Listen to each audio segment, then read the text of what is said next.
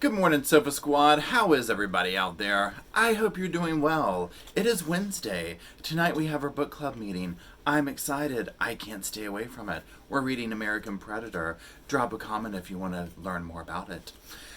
Anyways, let's get into what we all clicked this video for. Day one of the sentencing phase. So we all know at this point she was found guilty of murder. Came as a shock to some, not a shock to others. Many were happy. It was just a wow moment. So, that being said, they began the sentencing phase, and so there's a lot to go over with that. Not a lot, but it's just there's a lot of layers to it. So, without further ado, let's review.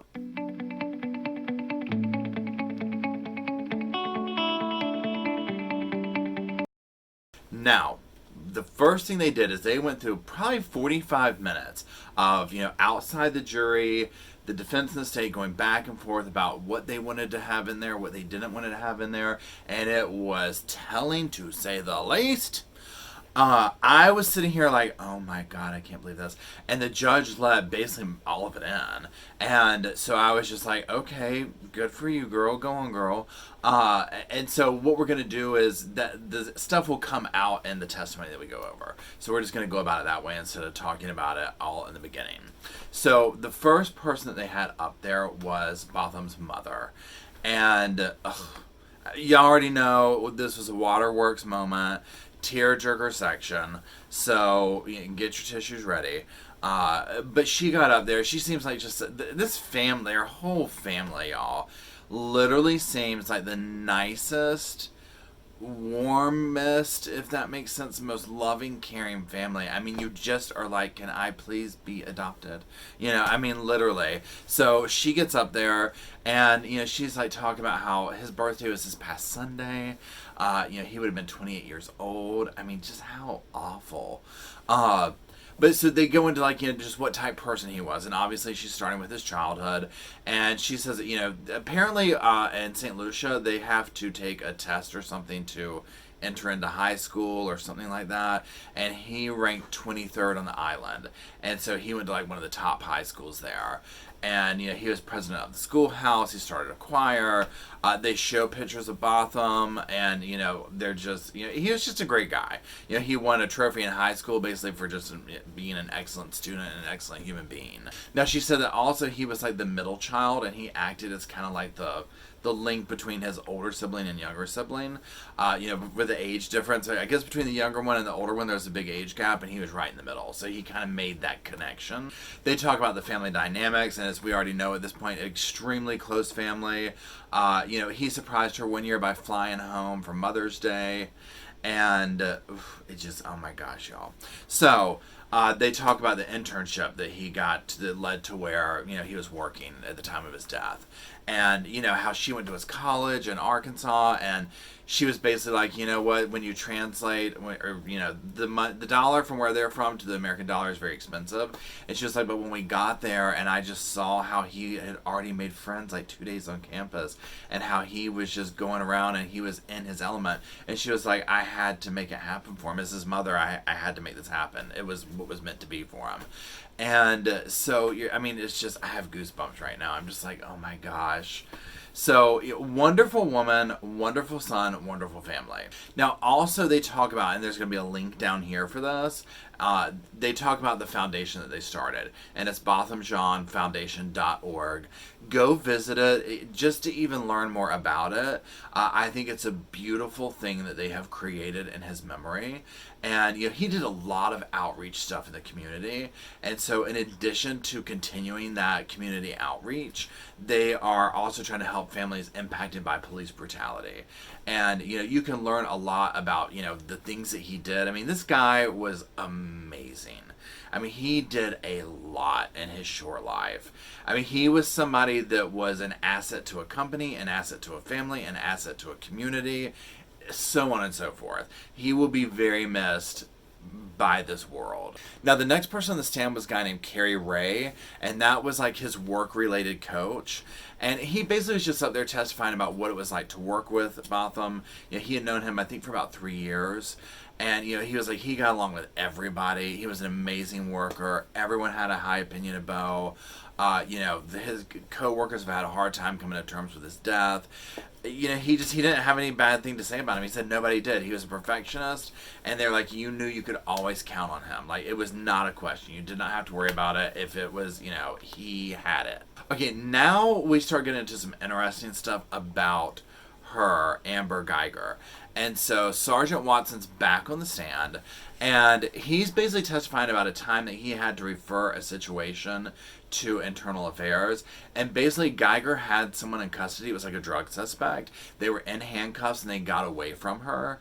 And essentially he said he was like made aware of it hours later. He wasn't on scene, but there was a supervisor on scene, but he wasn't made aware much later. And so he sent the case to internal affairs. Now when the defense got up there, he said, yeah, she's a hard worker. Yeah, he trusted her character. He wasn't denying that stuff. But essentially, at the end of the day, he had to make the decision to refer the situation to internal affairs because the chain of command is supposed to be notified, like, right away. So, obviously, and she didn't do this. So, obviously, letting a criminal or whoever, a suspect, whatever, get away while they're in handcuffs is not a cute look for an officer. So, that was one thing. So then after him, Botham's older sister got up there. And, the family member's testimony is it's so heart-wrenching. Just because, you can just tell the love that they all had for each other. So, she's talking about how the family obviously hasn't been the same.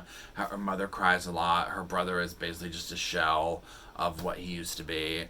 I think she said, like, the light behind his eyes are off. And it was just, my gosh. I mean, I can only imagine. She talked about her children, and she was basically saying how it's affected them, and how, like, one of them is afraid of police officers now, how one of them wears, I guess when Botham would visit her, he would, like, leave a piece of clothing behind, like a sweatshirt or something, and, he wears that kind of to remember him or whatever. But then she talks about, just kind of how the family operated, how they talked with one another. She gave an example of a time that Botham came to visit her and was like, oh, take me to Best Buy. And it was his birthday. And he bought her a TV for her housewarming gift. She had just closed on a house. And she talks about how, because she remembers she was much older than him. Like a decade or whatever. And so she was like, you know what, I treated him like one of my children, but he was also protective of her because he was a big guy. So they each had this, like, we've got each other's back type thing in different ways. And it just sounded like a really great relationship. Now they show videos of him up there singing.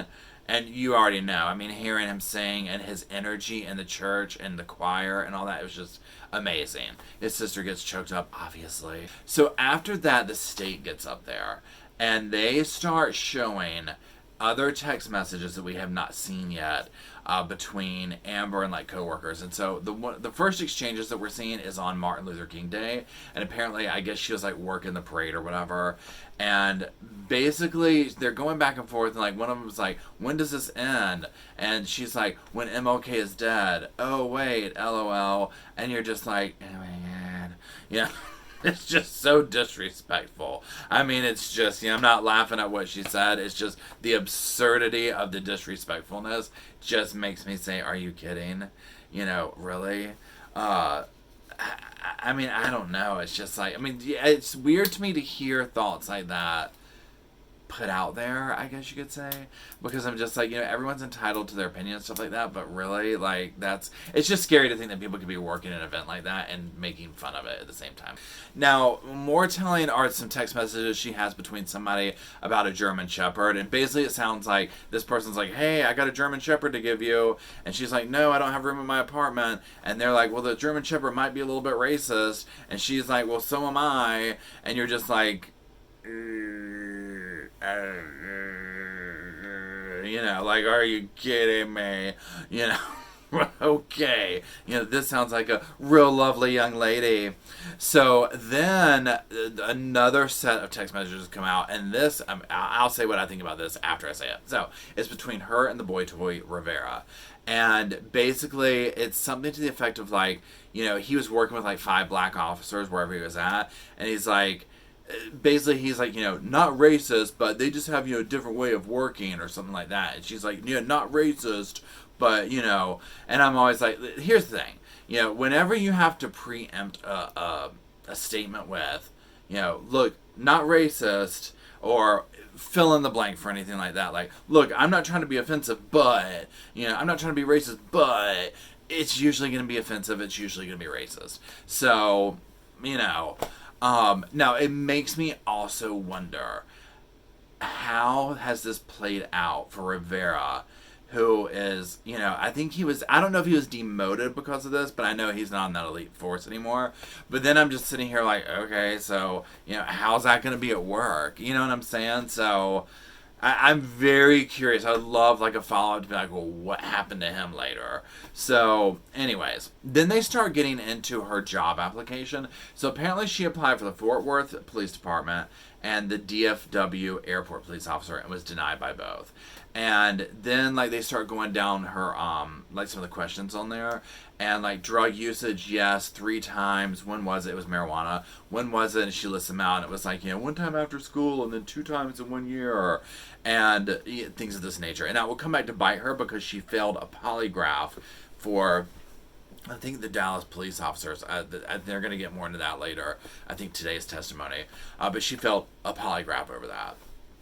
So, on all that, you're just kind of like, now the weed thing or whatever, here's what gets me, is that, they mentioned that Botham had, weed in his apartment, and I'm sitting here like, really? So I'm like, well, thank God, let's go, 1 for 1 here. You know what I'm saying? If we're going to sit there and put that out there about him, well, let's get it out there about her too. Because at the end of the day, she was the intruder. She is the one who killed him. So then they show her social media post. And, this is what kind of surprises me. This is on Pinterest. And I guess I just always look at Pinterest as I'm like, isn't that a place that you just go, like, it's basically like an online scrapbook? I mean, I have a Pinterest account, but I've never really used it. I've never really gotten into it. So I'm not familiar with it. So, I mean, I don't know. But basically, they were just these kind of, like, I wear black all the time, so I'm ready for your funeral. And, people never, forgive me for not killing them, and things of this nature, just things that put it into context, you're just like, ugh, it's not good looking, So that was that. So then, they recessed for the day. They're coming back today. So I'm filming this on Wednesday morning. So that was Tuesday. So they're going to come back. And so honestly, here's my thing. From what I understand, they can get between 5 and 99 years for this. And there's something to the level of like, well, if it's beneath 10 years, she could get out on a appeal bond or da-da-da-da-da. I think after the jury is seeing all this stuff and put into this light and context, I mean, I don't think it's going to be a good look. Because she has asked the jury to be the ones to sentence her. So she's asking a group of her peers to sentence her. And she's apparently going to take the stand today. And I'm just like, are you kidding? Because honestly, y'all, I think that if she did not take the stand, she might have gotten a murder or a manslaughter charge. She, in my opinion, and I'm curious what y'all think too, in my opinion, she got up there and literally verbatim described her actions, which were the murder charge, like the definition of, with her intent. These are her words. So, I'm very curious what good she thinks it's going to do to get on the stand, because her little apology that she didn't go over too well. But now is a chance to be a little bit more sincere about it, and it's probably more of an appropriate place to speak to the family, I think. So we'll see. So anyways, that's it. I appreciate y'all hanging out with me. Be sure to check out, his foundation. And there's also my website down here if you want to go to lots more content and stuff like that. It's there. So thank you once again. And guess what? I'll talk to y'all tomorrow.